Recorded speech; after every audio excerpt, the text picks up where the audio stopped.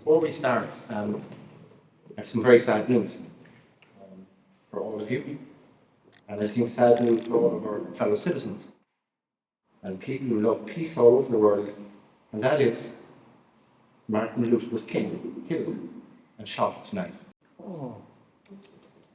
It's a difficult day, it's a difficult time for the United States, and perhaps you may well ask what kind of nation we are and what direction we want to move in. You may say that today. That's quoted from the book, and it's peppered across this book some extraordinary citations, extraordinary evidence of leadership being expressed in different ways across the book. That's entitled Leadership Mind, Connell, Assumpta, Keynes. And if I honestly say it's a huge honour for me to be with you this evening.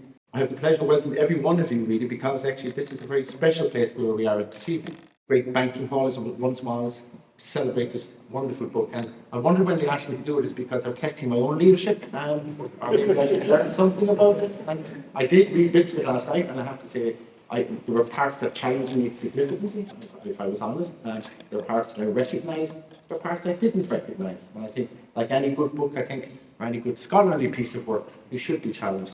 Another commitment of UCC to the people of Cork and our wider society is the university's commitment to independent thinking. And I've known Connell a long time, and I think he would fit into the category of an independent thinker. I don't know something less, but I guess, when two people collaborate and work together, they must be of one mind. And so I can imagine the sparks and things that were firing. And that's what makes good scholarship.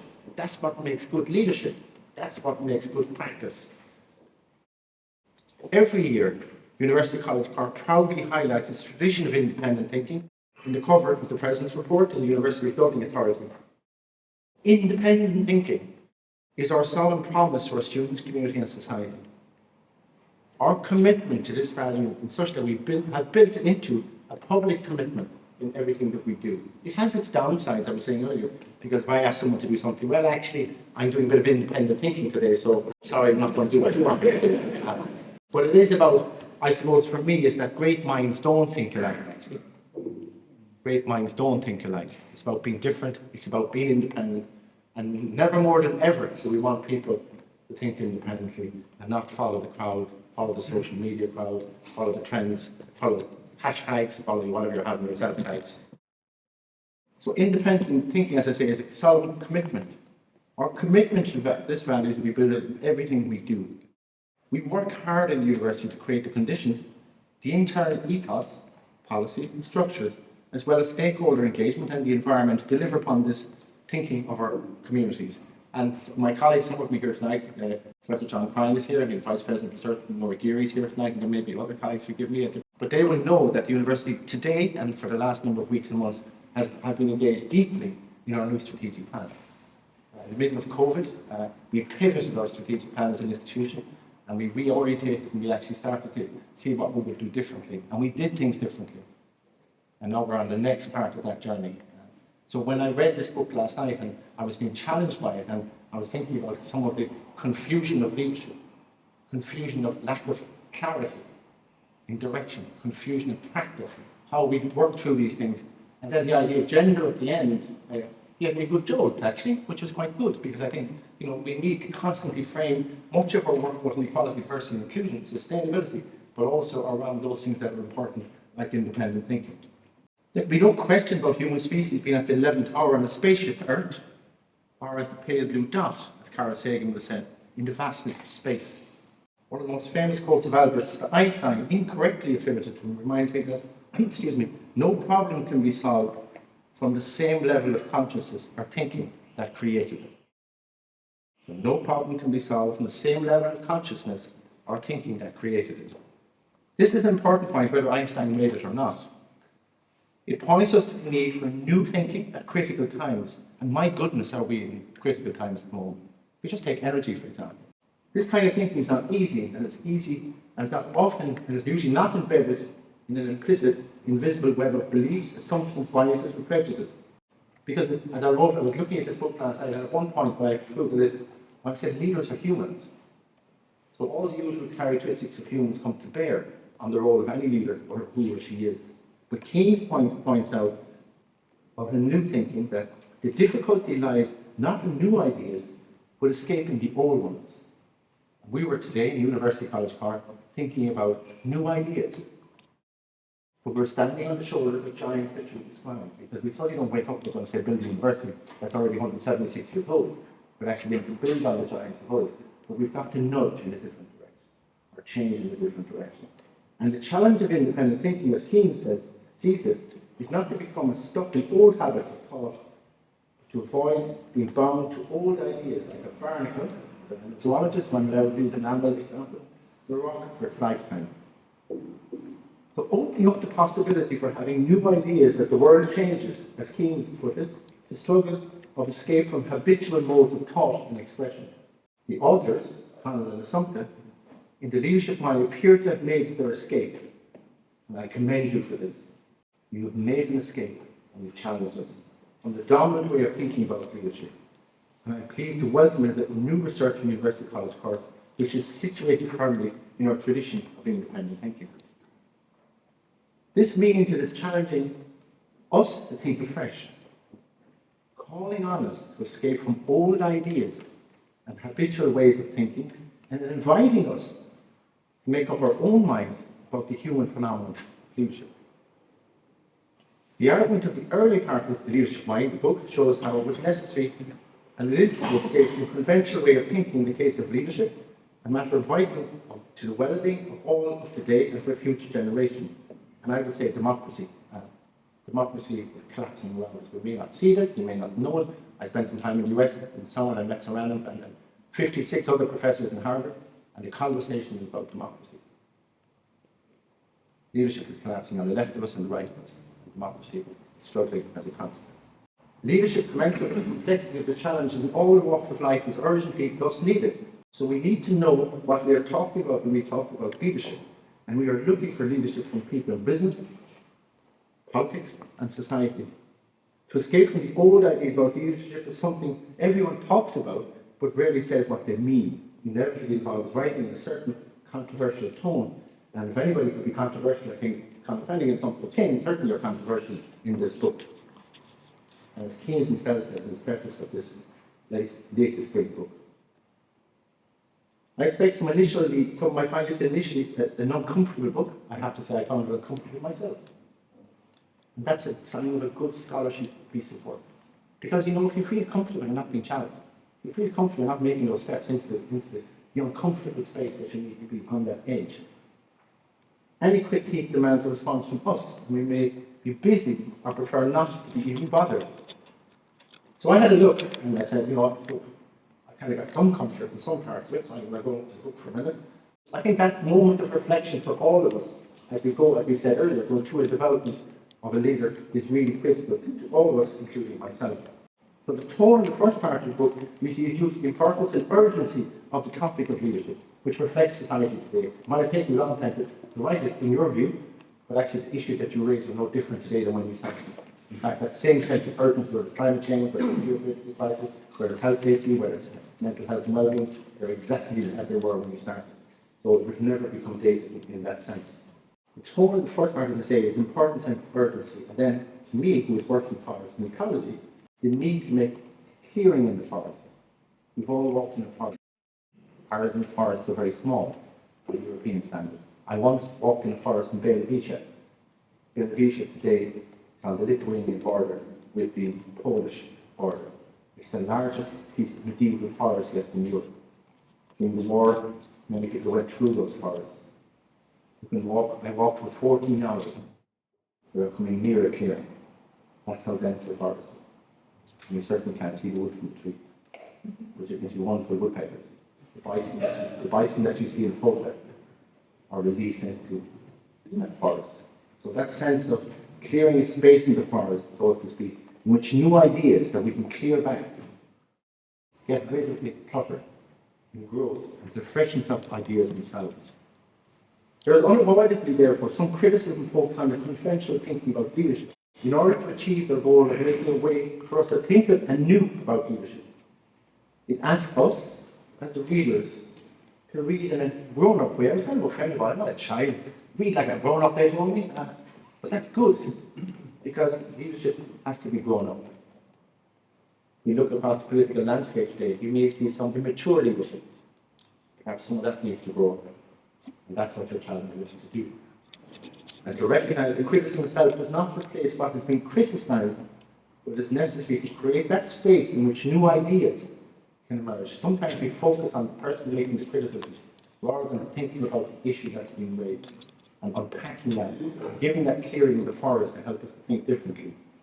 This way of reading also asks whether exploring their analysis for its merit in the spirit in which it is written. And we also attend to the spirit of how we ourselves are engaging with the argument. Are we open to escaping from old ideas and ways of thinking about leadership? If criticism were all the authors would accomplish, it would still do us some service. So even if they stopped writing at that moment, he would have done us some service. It went on, however, the authors opened the mind further, the kind of objections that Thomas so well noted about policymakers. No matter how disastrously some policy has turned out, anyone who criticizes it can expect to hear, but what would you replace it with? We've all had it. Someone would criticize you. Why did you do it that way? But what would you do differently? What would you replace it with? If you're unfortunate enough to have had fire in your house, and I hope you don't, or anywhere else for that matter, when you put out the fire, what do you replace it with?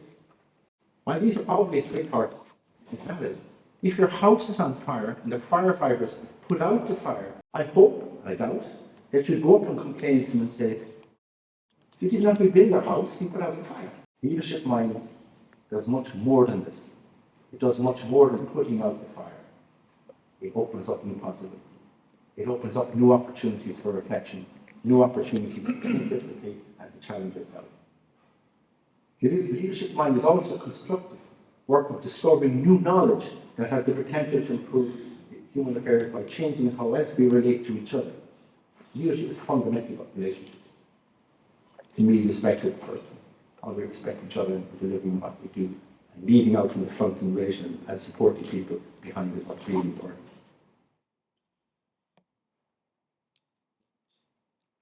The authors write in more discovery more than of exposition, and when I read each chapter, it's beautifully annotated like a good scholarship piece of work, because you can find the original citation, you can go back to the original piece of work, satisfy yourself, because we all are subject to bias. We're all subject, any leader, any writer, any scholar is subject to bias, but you can go to the truth, you can seek that and find it. You make that sense of discovery and exposition is really important, and you invite us to think with them as you work your way out with new ideas. And I love the way, which is not easy for a writer, to have these conversations. You have these conversations going on in the book between scholars, between people, to explore ideas. That's not easy syntax. That's not easy writing, but it's incredibly meaningful because we all are involved in conversations. And it means that you actively engage us with arguments and are testing us against those arguments and testing yourselves and standards of validity and experiences that you have developed. Finally, the leadership mind seeks to provide a workable and sustainable set of conceptual resources for helping us to think about what is leadership. It is applicable to all walks of life and for the organisations of business, politics and society. And this is the third aim of the authors as they've set out in this amazing piece of scholarship.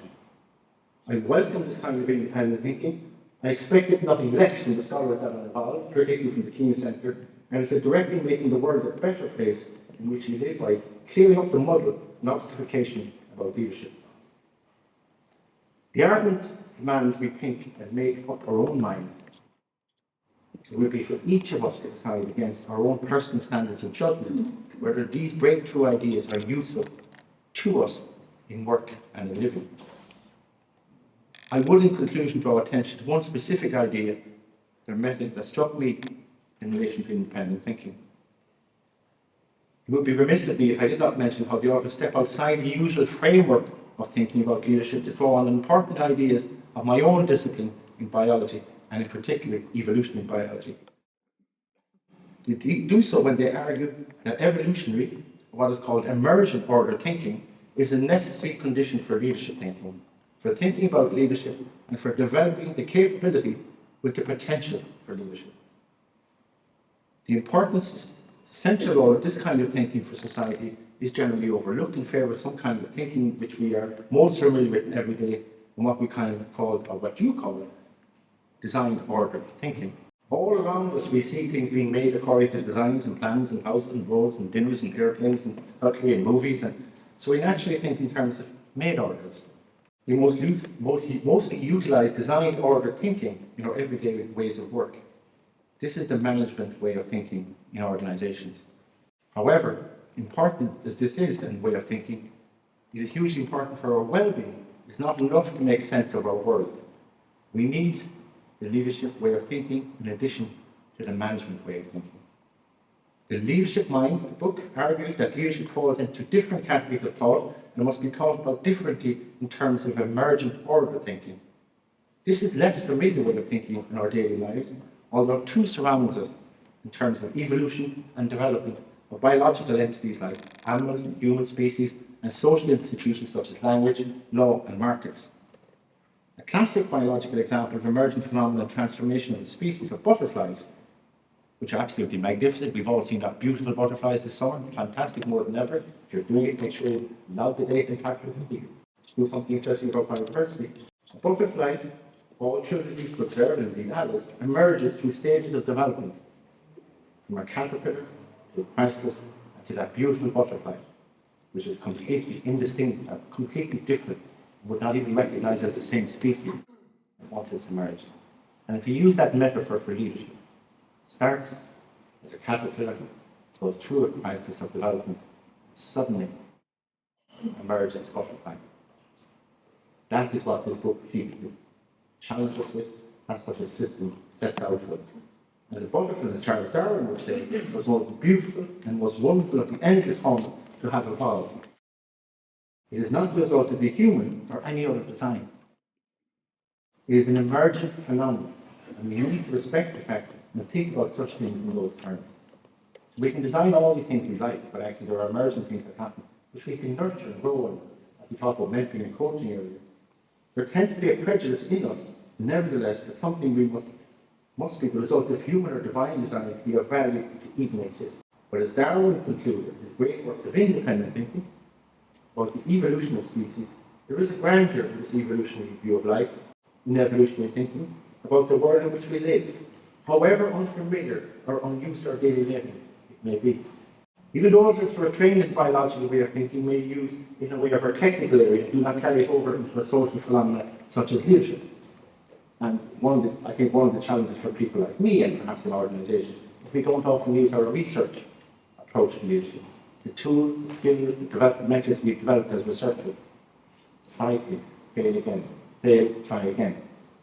Nothing wrong with that actually. That's what leadership is about.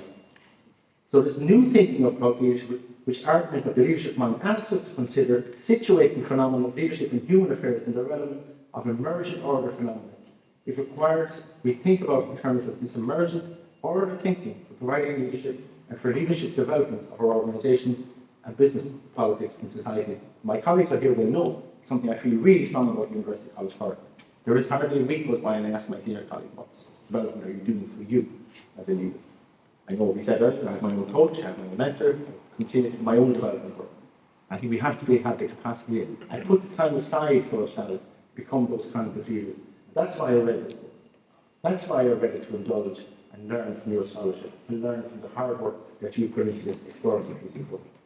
The authors obviously believe there is more grandeur in locating human phenomena of leadership in the realm of emergent order phenomena than incorrectly in the realm of the made order. And I would fully support that hypothesis.